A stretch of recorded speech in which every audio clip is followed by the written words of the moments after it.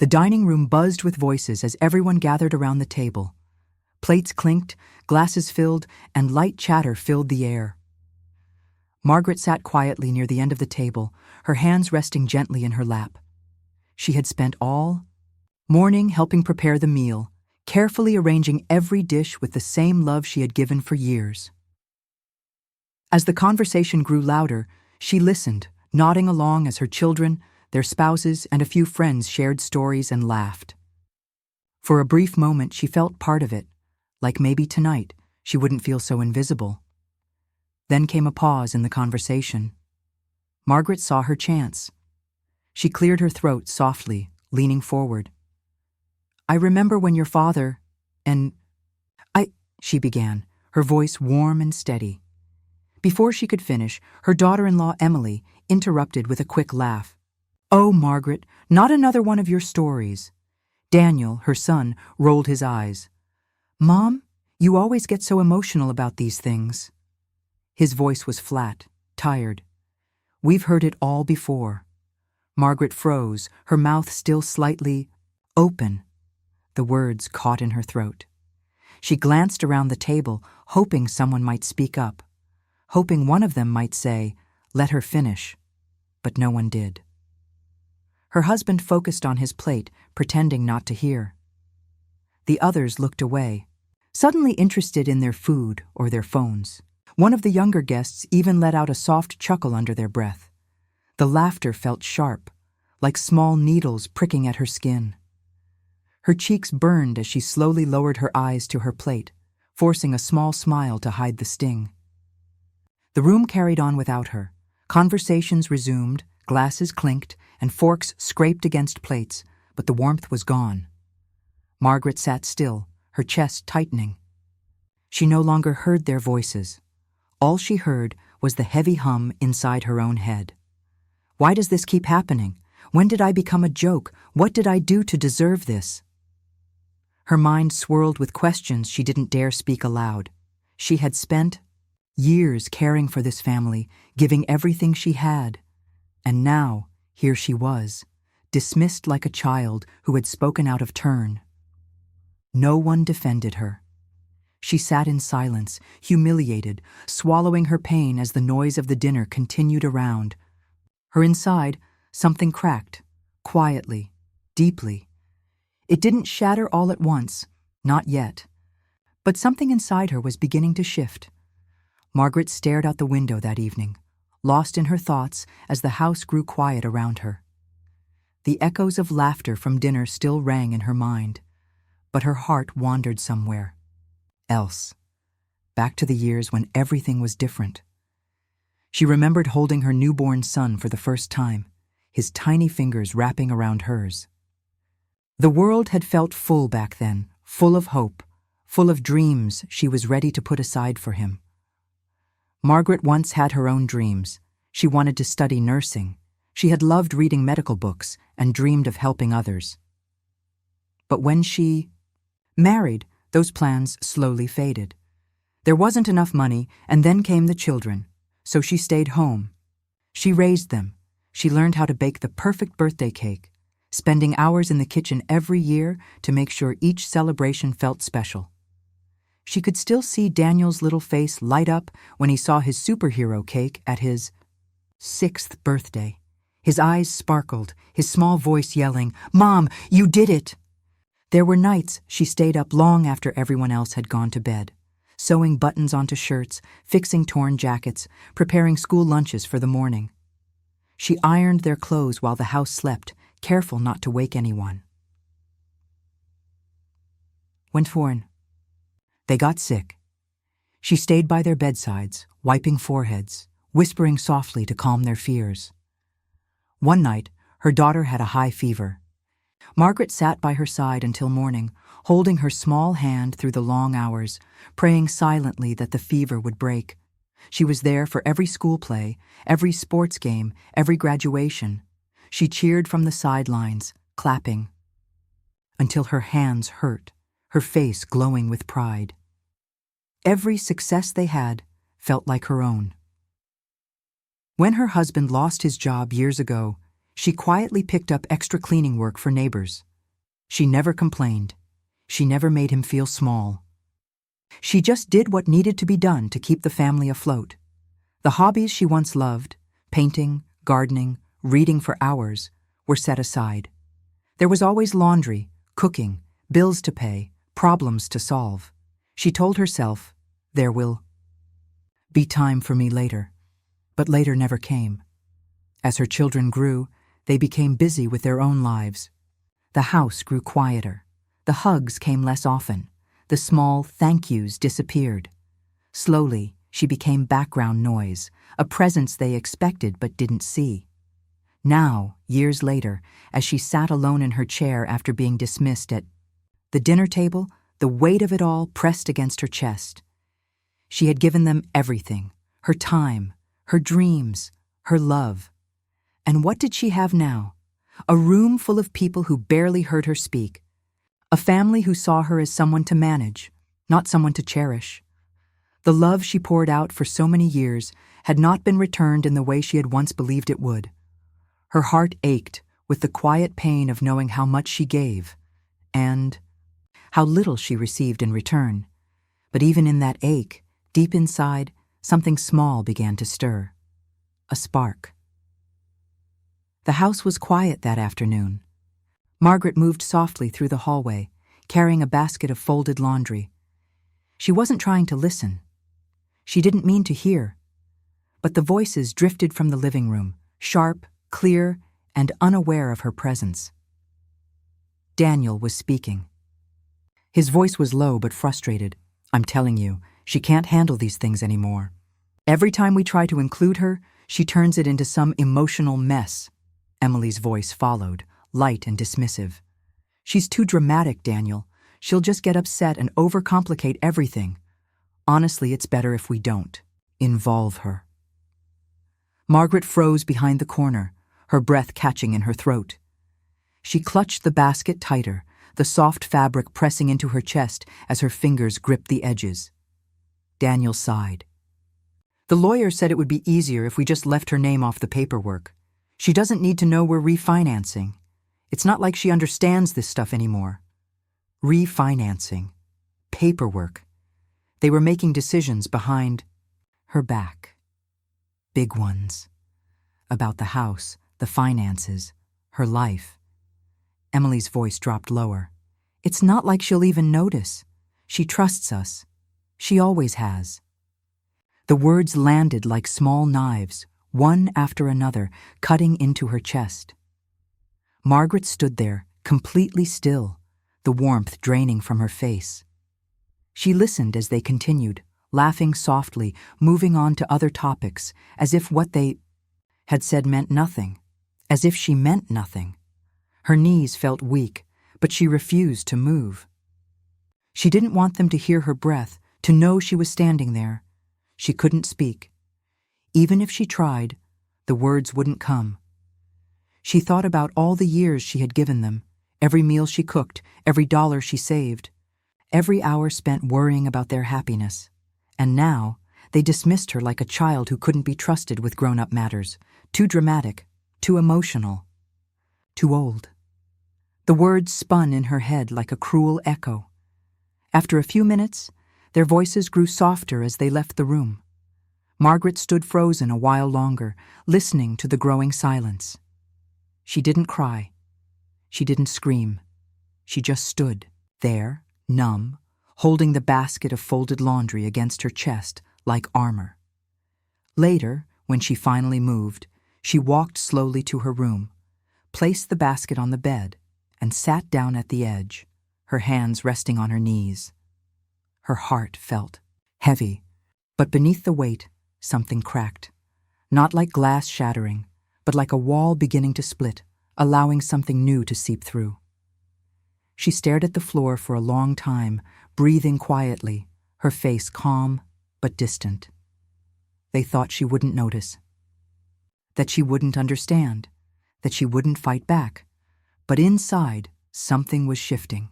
Not yet. Not today. But soon. The days passed quietly, one folding into the next like pages of a book she no longer wanted to read. The house grew quieter with each sunrise. Margaret's phone sat still on the side table, cold and silent, like a forgotten object collecting dust. She used to call Daniel at least once a week. She tried to keep that habit even after the whispers, the decisions made behind her back, the words she wasn't supposed to hear. But now, each call went straight to voicemail. At first, she left messages. Just calling to check in, sweetheart. Let me know when you're free.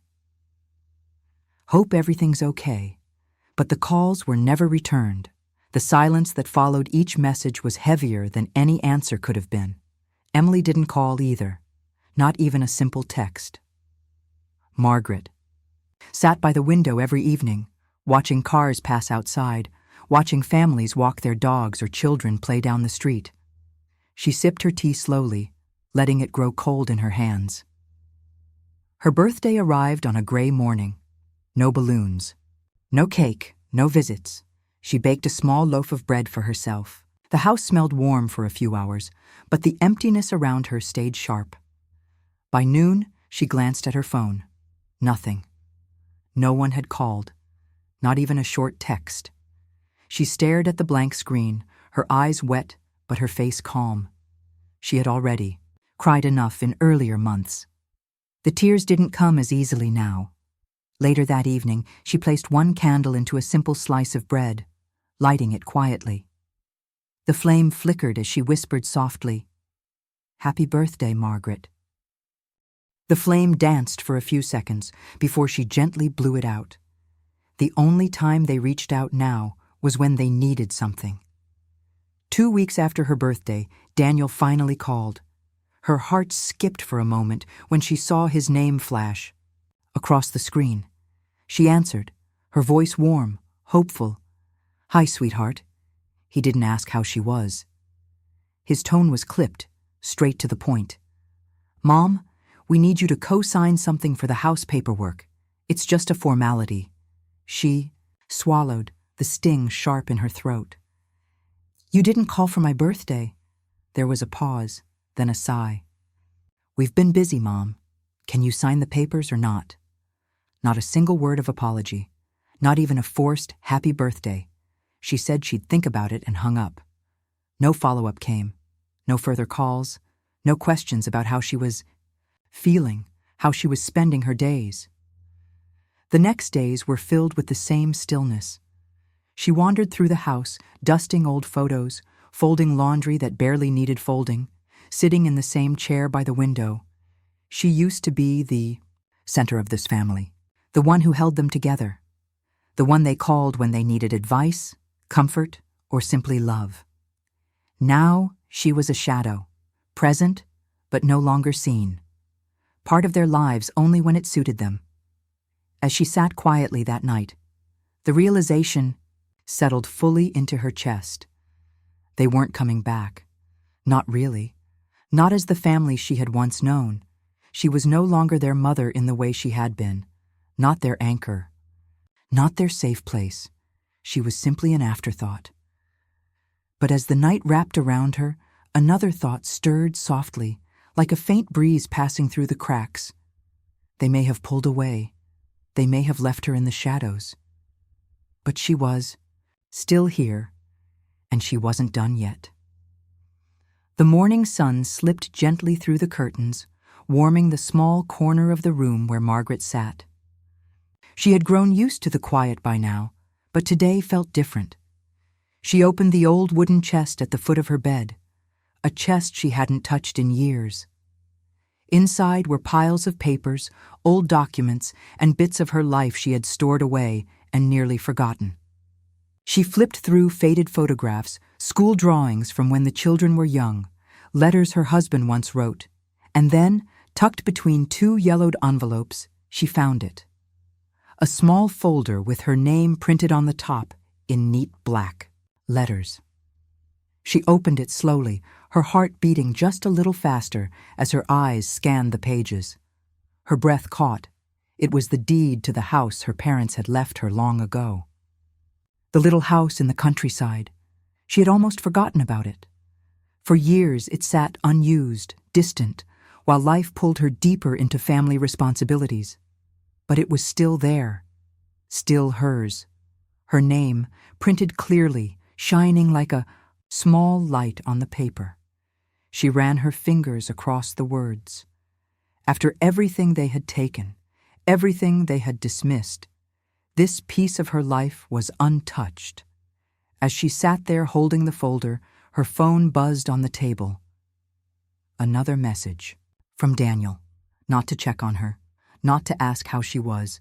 Just another request to sign papers she had no part in. She didn't even open it. Instead, she stood up. Later that afternoon, she called her old friend, Linda. They hadn't spoken much recently. Margaret had pulled away, embarrassed by how small her world had become. But Linda answered right away. Margaret? Linda's voice was warm and familiar. It's been too long.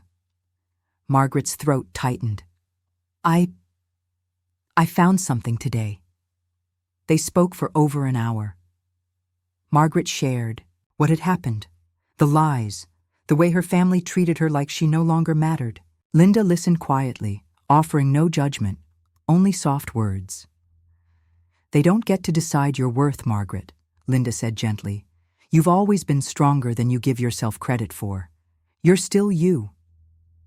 Those words settled, deep into Margaret's heart. The next morning, for the first time in weeks, she put on her walking shoes and stepped outside. The air was cool and fresh. As she walked slowly down the sidewalk, her head lifted higher than it had in months. Neighbors passed by, some offering small smiles. She smiled back. Each step felt lighter, each breath steadier. She wasn't erased. She wasn't invisible. They had tried to push her aside, to make her feel small, but they hadn't taken everything. The house in the countryside was waiting for her, a place untouched by their greed, a place where she could build something for herself. As she walked each morning, the heaviness in her chest softened. She found herself humming again, smiling at small things, the sound of birds, the warmth of the sun, the softness of blooming flowers. Each day, that small spark inside her grew a little stronger. They thought they had taken her voice, but they hadn't. They thought they had taken her future, but they hadn't. She was still here, and for the first time in a long time, she was beginning to feel something she hadn't felt in years. Hope. Margaret moved quietly through the days, saying little, watching closely. She greeted Daniel and Emily with soft smiles, nodded politely when they spoke, and pretended not to notice the paperwork they still pushed her way. She no longer argued, no longer asked questions. Let them think she was weak, let them believe she was confused. While they carried on as if she wasn't even there, Margaret was already several steps ahead. One morning, while Daniel and Emily were out, Margaret carefully pulled out her small notebook and double-checked her list. Every name, every document, every detail was there. Her first stop was the lawyer. She had found him through Linda's recommendation, a kind man named Mr. Green who specialized in elder financial abuse and estate protection.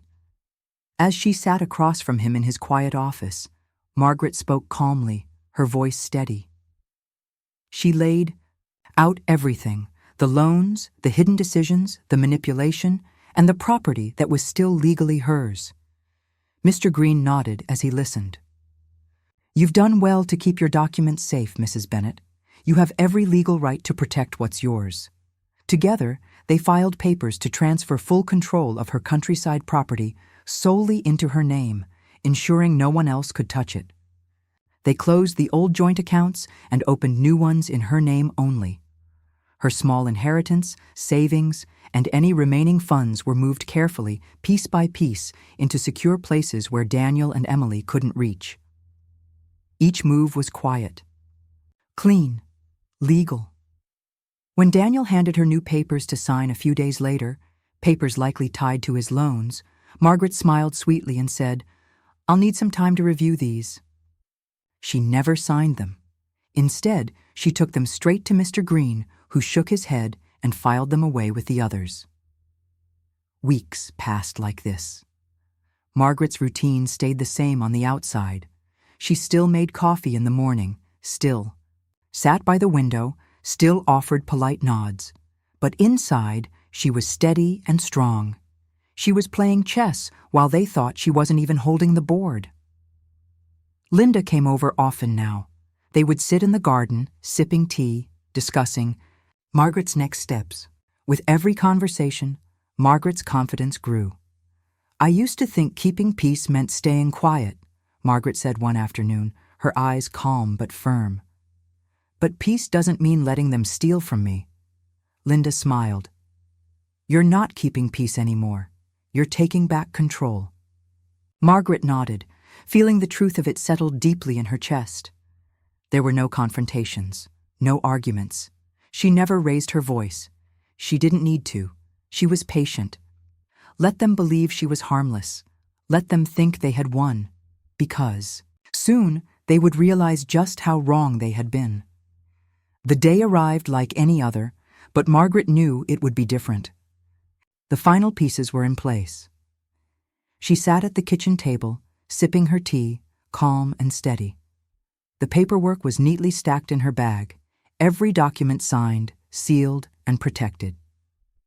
Daniel and Emily entered the house mid-morning, chatting about weekend plans, barely acknowledging her as they passed. They still thought she was invisible, still believed she was too weak, too slow, too old to act. "Mom," Daniel called, his tone casual, "we need you to sign one last thing for the refinancing." He placed a folder in front of her without even looking up. Margaret glanced at the folder but didn't touch it. Instead, she reached into her bag and pulled out her own stack of papers, placing them on the table beside his. The sound of the thick file landing made Daniel's head snap toward her. "What's this?" he asked, frowning. Emily crossed her arms, watching carefully. Margaret's voice was calm, almost gentle. "Everything you thought I didn't understand."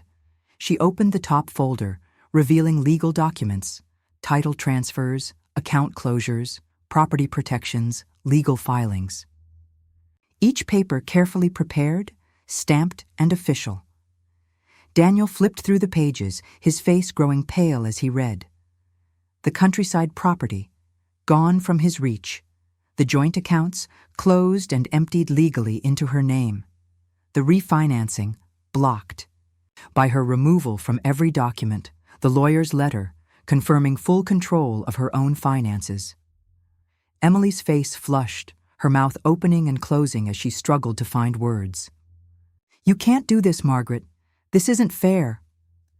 Margaret looked at her with cool eyes. "Fair? Fair would have been honesty. Fair would have been respect." Daniel slammed his hand on the table. "We were just trying to help you." Margaret's voice never rose. "No, you were helping yourselves." The room filled with a heavy silence. The only sound was the clock ticking softly in the background. Emily stepped forward. "We're your family." Margaret stood slowly, gathering her papers and placing them back in her bag. "Family doesn't steal. Family doesn't lie. Family doesn't erase someone while smiling to their face." They stared at her, faces full of shock, anger, and disbelief. But she saw something else in their eyes, too. Fear. They hadn't expected this. They had underestimated her.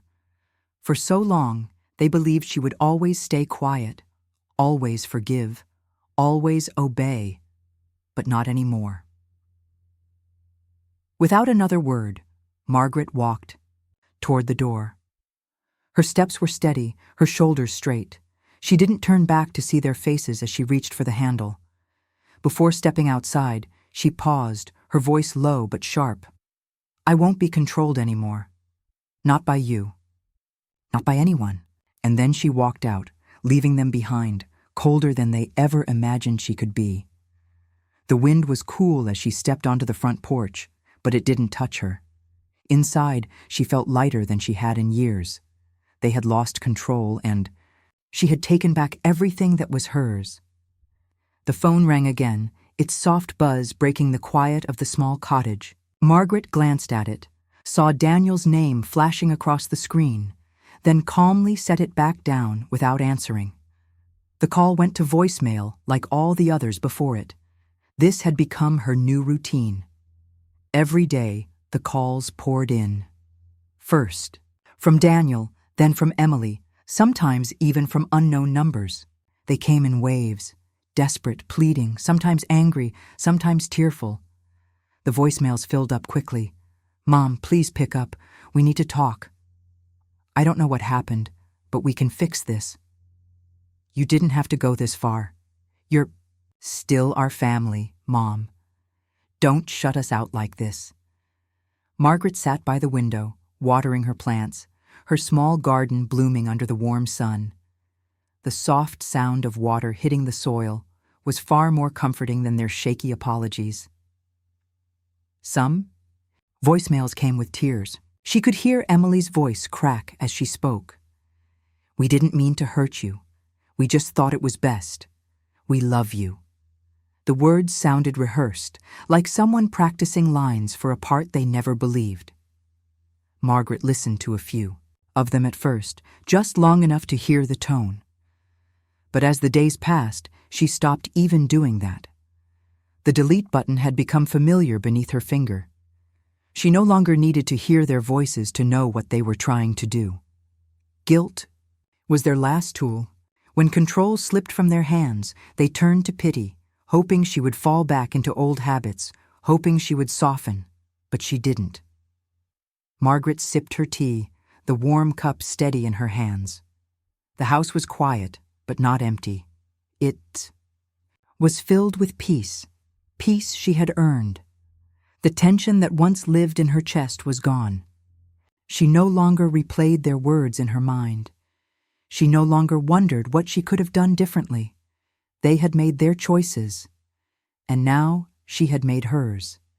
She tended to her garden daily, watching the flowers open under the sun.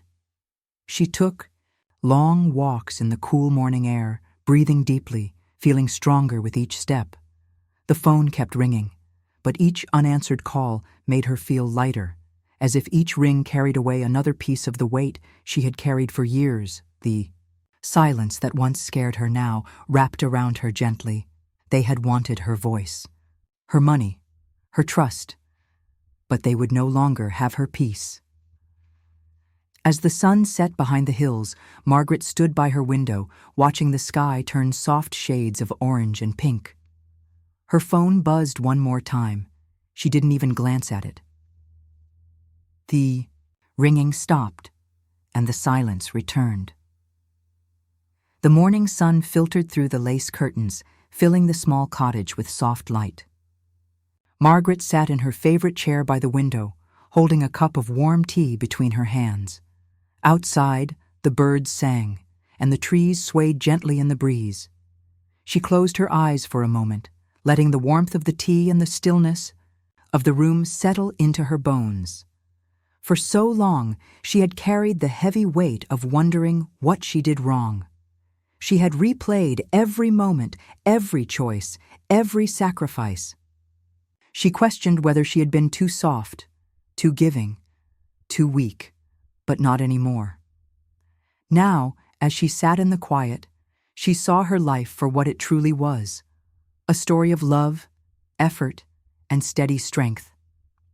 She remembered the nights she stayed up sewing, patching clothes to save money, the meals she cooked with care, even when the cupboards were nearly empty, the way she clapped proudly at school performances, cheering louder than anyone else, the endless hours spent comforting fevers, calming tears, and offering steady hands. Through every storm, she had given so much because she loved deeply, and there was no shame in that. Their coldness, she finally saw, had never been about her being too emotional or too soft. It was never about her not being enough. It was about them. Their coldness was not strength, it was fear. Fear of her depth. Fear of the steady love she carried, a love they could never fully understand because it required selflessness they weren't capable of. They mistook her kindness for weakness, her forgiveness for foolishness. But Margaret now understood something far deeper. The real weakness was theirs, the inability to appreciate, to cherish, to give back what was freely given to them. She smiled softly, taking another sip of tea, feeling a lightness in her chest that had not been there for years. She no longer carried the blame. She no longer held on to the guilt. Her love, her years of sacrifice, her endless patience, none of it had been wasted. It had shaped her into someone strong, someone who endured, someone who, in the end, still stood tall.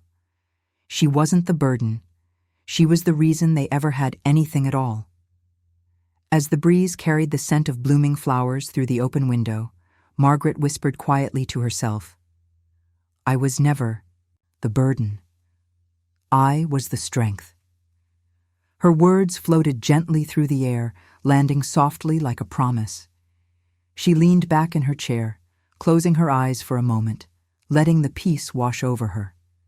The past no longer had a hold on her. She had let go, and in doing so, she had found herself again. The evening settled gently around the cottage as the last bits of sunlight faded behind the hills. Margaret moved through the small kitchen, humming softly, her steps calm and sure.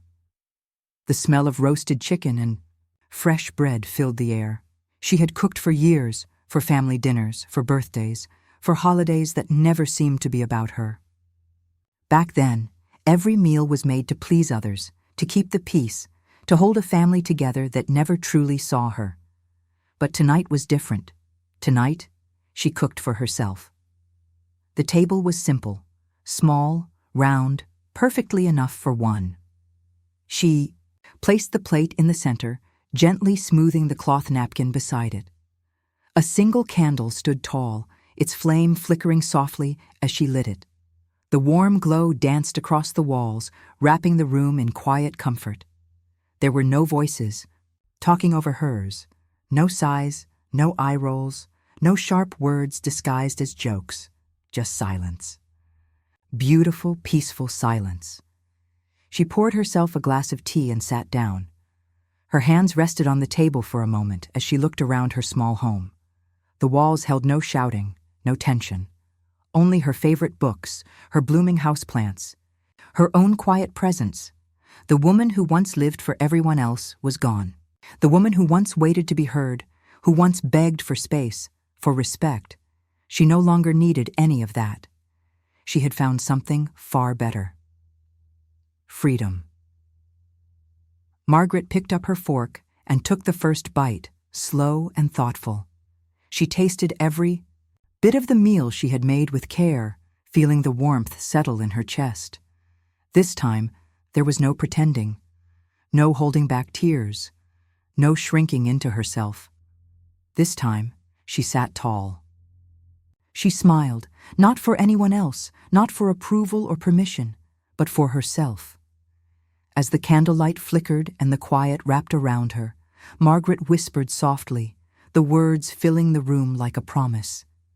This time, I ate at my table, alone and free. And for the first time in a long, long time, she knew that was enough, more than enough. They say family is everything, but sometimes you've got to choose yourself, especially when they never did.